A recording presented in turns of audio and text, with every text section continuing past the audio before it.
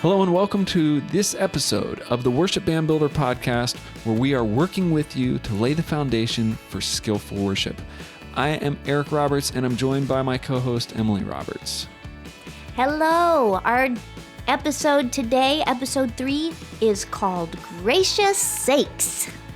Gracious sakes, man alive. What are we talking about? Today we're going to be talking about being gracious, but before that, I got to tell you about my friends at U Seminary, and they are my friends. I met them about a year ago as they were launching their platform, and we helped them. U Seminary, it's an online micro-certificate program for pastors and anyone who wants to learn more about their faith. You can take our courses even there on useminary.org. So cool. Yes, useminary.org. Go take a course. You will be blown away. But today, we're talking about being gracious with your band. And first of all, remember, these people are volunteers. Volunteers. They are not paid employees. Oh, but if they were, how much easier it would be. I don't know that it would be. You'd still have to be kind, Yeah, you know? Maybe, but if you were like, if they're really your employees and they be here at this time and do this exactly what I'm saying. Well, you could fire them if they weren't meeting your expectations. You could Yes. have some kind of 90-day quality survey. Oh, yes. I don't know. Forget auditions. It'll just be 90-day quality survey. And if you don't match, if you don't add up to it, bam, you're out. I'm sure there's a better phrase for that, but you Yes. business people know what I mean. But here in the notes, it says they're not paid professionals, but some of them may be professionals, Yes. but they are volunteers. They're not employees. We're here all together doing ministry, and we're doing it together for the Lord, right? For God. Yes, you are We're- in charge, but you are not the boss. You're the Don't boss. be bossy. But you are the boss, but you're not the boss. Yeah, So exactly. there is a lot that goes into this being gracious, but we're going to come at this from a leader standpoint. Like we talked about in our last episode, being a leader. Let's talk about it from that standpoint, because if you do have volunteers, let's assume that we're volunteering, or you could be paid or volunteered, but your band is most likely volunteers, and they're not employees, and you're not going to come in and be giving them the what is all the time. Because they'll probably be gone, right? Exactly. If you want to keep them around, if you have a limited number of musicians and you can't afford to lose any of them, then you can't be harsh in your dealings with them. Right. So you should be kind. You should be gracious. You should be, it doesn't mean that you can't set rules. I mean, I think that's part of, like, talked about in episode 1 about setting a vision. Just because Setting expectations more Yes. than rules. They never have to do anything that you want them to do. That's what a volunteer is. They're choosing to do what you are asking them to do. Yeah, but they're also choosing to do something and agreeing to follow rules that Follow your follow leadership. them. Yes, but you have to be a good leader. You know, there are leaders who are not good leaders. Right. But not trying to play the devil's advocate, but if I signed up for the worship team and they said, well, here's the worship team rules, and I said, yeah, I'll follow that, then I'm agreeing to a set of rules as a volunteer. We're mutually agreeing. Yes, So it's not- yes. But I can also, if I agreed to all of that, even if I signed a paper, I could still decide when you come into practice one night and you yell at the whole team that I don't want to do it anymore. And it doesn't matter what I signed, I'm walking out. That's true. That's true. As a paid staff member, which I was for many years as a worship pastor, it was much harder because no matter what happened, I had a job to do, and I could not just like quit my job and run out the door. As a volunteer who is not receiving salary, compensation, things like that, there is a lot more power in that as a volunteer saying, I'm here because I want to be here. I can give as much as I can, but if I'm not appreciated, guess what? I'm out. Yes. So think of those things as we're talking about being gracious with the band. They need to feel appreciated. And maybe that can be intentional things. Maybe that is kind of like we talked about last week, making sure that we point it out every time we see or hear something positive. You know, wow, we were really tight on that last song. You guys sounded great. Loved your solo, Bob. You know, whatever it is, it might be something like that. You could even have a worship band appreciation day. They seem to have appreciation days for just about everything else. Be intentional about appreciating them. And remember that while this is your full-time job, it isn't theirs. They have full-time jobs probably somewhere else. And so the time that they are giving to you is precious. It is valuable. They could be doing anything else, but they are choosing to support your ministry. Yeah, and so let's back that up, because as you said that, I felt a little offended that you would assume that all, that we're all full-time paid worship leaders. Like, this may not be the worship leader's full-time job either. Yes, I stand corrected. Absolutely. It's not necessarily like all worship leaders are full-time paid guys who are just, beckoning their army of volunteers. Many worship leaders just are volunteers themselves. Right. Yes. And that's tough too, because you're volunteering, you're thinking, I'm not getting paid, they're not getting paid. So all this stuff about getting paid is just all side thought. But it does change how, if you are a full-time pastor, worship leader, and you are there all week, 40, 50 hours a week, you think that everybody else just generally has that much time to give. Like, hey, why can't you guys be this? Here's one of the things that I've learned this over many years. Volunteers have homes, families, jobs that have to take priority in general. Now, yes. Before I had a home, a family, and a child, I was oblivious to this. Literally, I would just ask people, play for me every week. Like, what's wrong with that guy? He can't play every week. Why not? I'm here. I was a young married worship pastor with no children, and my band were middle-aged or maybe a little older than me, had 2 or 3 kids. I had no idea how hard it is to have children in a home, and even to take one night a week to go, I'm going to go practice with the band for 2 or 3 hours while the wife is at home trying to take care of the kids. Or to spend time practicing before you come to practice. Yes, and as a dad, I found that to be extremely difficult to even practice enough for my volunteer church where I play now, just to find the time to squeeze in enough practice so that when I get there, I don't look like a dummy. and it's really hard. So if you can just put on those glasses when you're making schedules, when you're talking to the people, when you are when you are choosing pieces of music that I've got a couple weeks and I'm a full-time guy, I can practice. But can your drummer come home from work at 6:00 and can he get enough practice in a few weeks to be able to nail that part? So that's part of this on our sheet today. Choose pieces that fit your band members' abilities rather than your visions of grandeur. Yes, and this is something that we have talked about before, but you have to work within your limitations. You got to know what you're good at, and that's how you're going to put your best foot forward. I have taught piano lessons for many years, and my students will come to me regularly with pieces that they can play several measures very easily, no problems. And then there are just a couple of measures where they struggle. And I always know where they are because the rest of the song goes by really fast. And then they hit those measures and it slows way down so that they can think and try to find their fingering and hit the right notes, hopefully, fingers crossed. And so what I tell them is the trick to making a song sound flawless is you play the whole piece as slow as you need to go to play the hard part. Then it looks like you know what you're doing and you did it on purpose. And the same thing is true with your worship team, that you choose songs that make you look like you know what you're doing. You're confident, you're good players. because you are picking the right songs.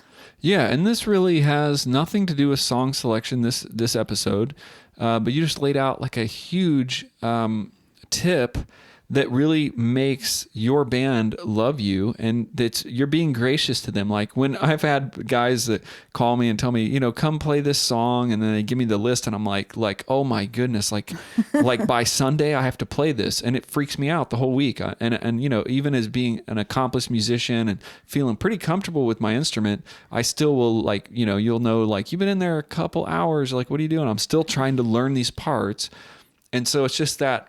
Being gracious to your band is knowing where they are and what they could realistically do. And if you're going to play a song that you know is particularly challenging, only play one song that is challenging and make sure the rest of them are easy. Like Walk in the Park. Like, let's say you're doing How Great Is Our God, and you've done that song like 30,000 times, and which we all have. And Maybe not anymore. Yeah, it's still it's pretty been popular. so long ago that some churches may have never even touched that one. But there's songs in your repertoire that everybody knows. You could play like right now, even with no practice. And this I heard on another thing I was listening to. If you're doing a new song and it's a little bit harder, the other 3 songs in your set should be easy songs, like super easy. So that week there's only one song that is going to require a lot of practice. The other ones are easy.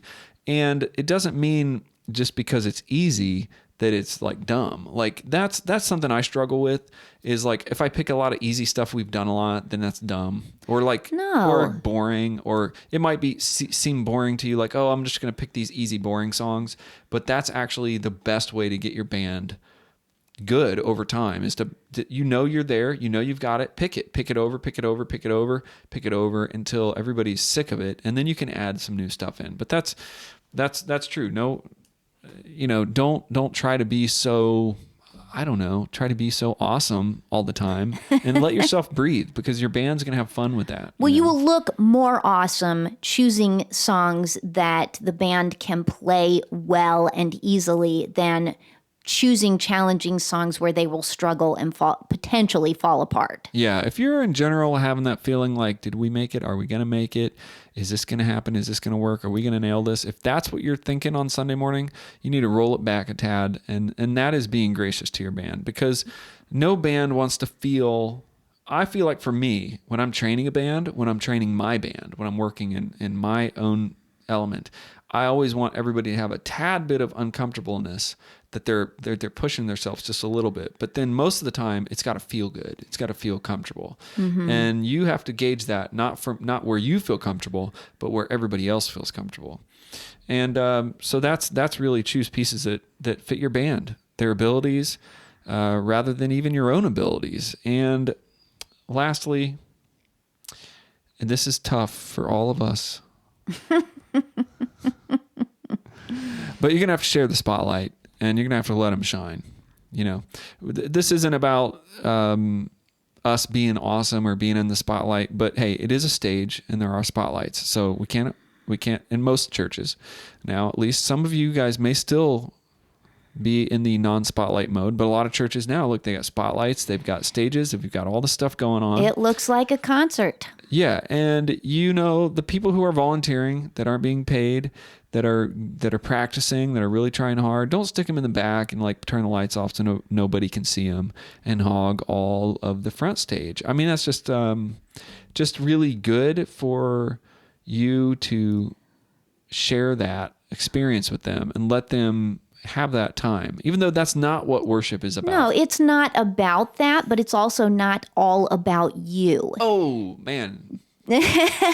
Just because you can sing every single one of those songs, and maybe you're even the best singer on the stage, doesn't mean you should sing every one of those songs. Give your other singers a chance to take a line in one of the songs, or even lead a whole song. If you can do the lead guitar line, fantastic. But if you've got somebody else there that can do it, maybe throw a line their way. You don't have to be center stage all the time. And frankly, it will be easier on you if you're not. Yeah, that is a hard thing to learn. And as we're talking about, and we always talk about building a band, building a stronger band. and training people through our programs, worship foundations, through the Worship Band Builder website. Listen, there's going to be a time when there's going to be a new vocalist or a new guitar player, and they're not going to be as good as you. And you're going to have to let them sing the lead or let them start the song. Now, that's when you learn to really be a worship band builder, to really be a leader, to really be someone who is creating those moments. I can think back to my first band practice days, my first band performances. I mean, I won't speak of them on this podcast. I was not a Christian. I was an eighth grader, so I won't speak a lot of them on today's podcast. But I guarantee you, after the crowd was roaring, this is amazing. Like, we were rock stars, right? Oh. Right. That was before Christian stuff. Okay. But I forgot my point because I just went right back to the 8th grade.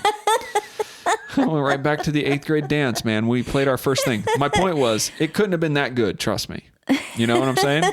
They were like, encore, encore. And so we played the same song again, but because you only knew one song. We only knew one song, right? I had just started playing the guitar. It was like very early in.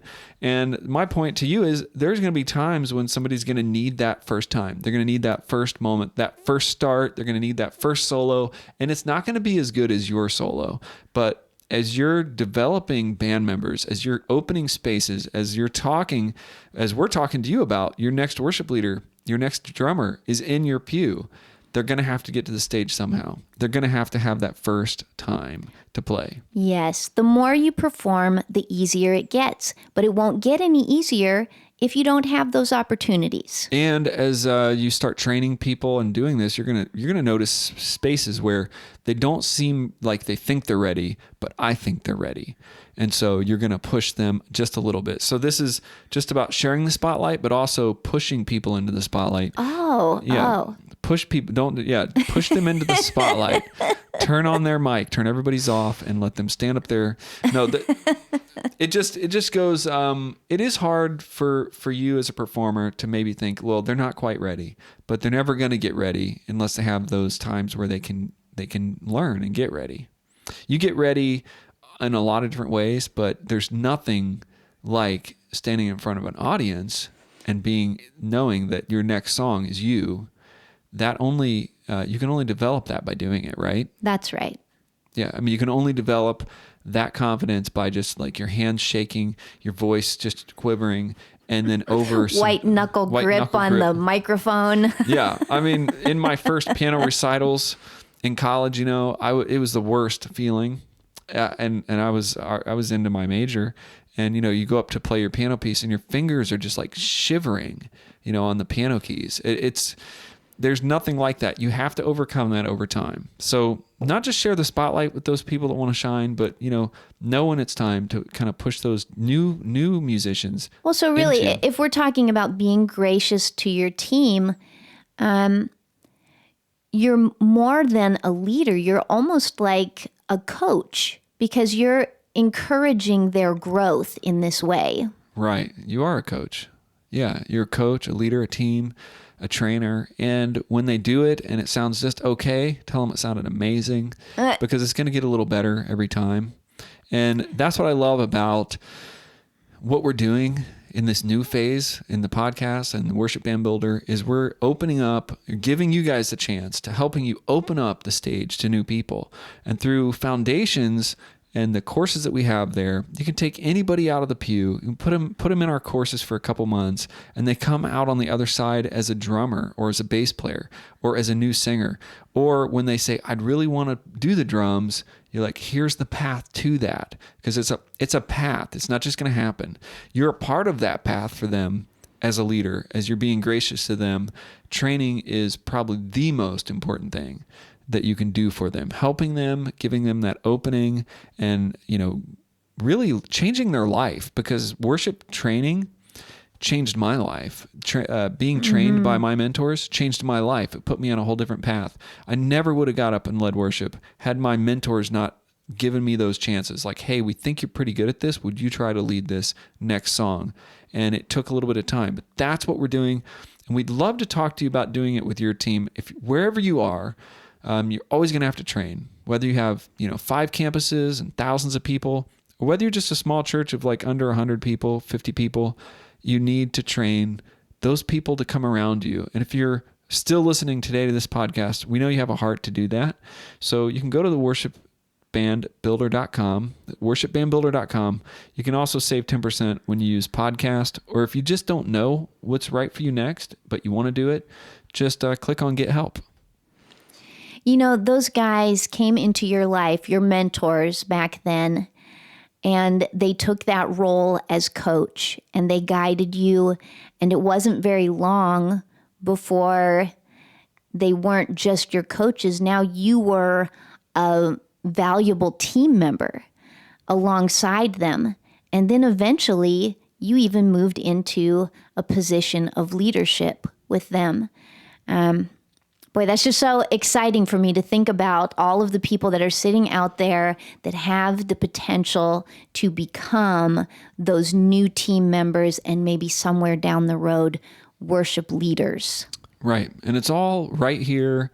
It's all happening, starts right there in your mind. It starts in your mind, and you just got to put your feet down and just start running towards it. We have some tools for you.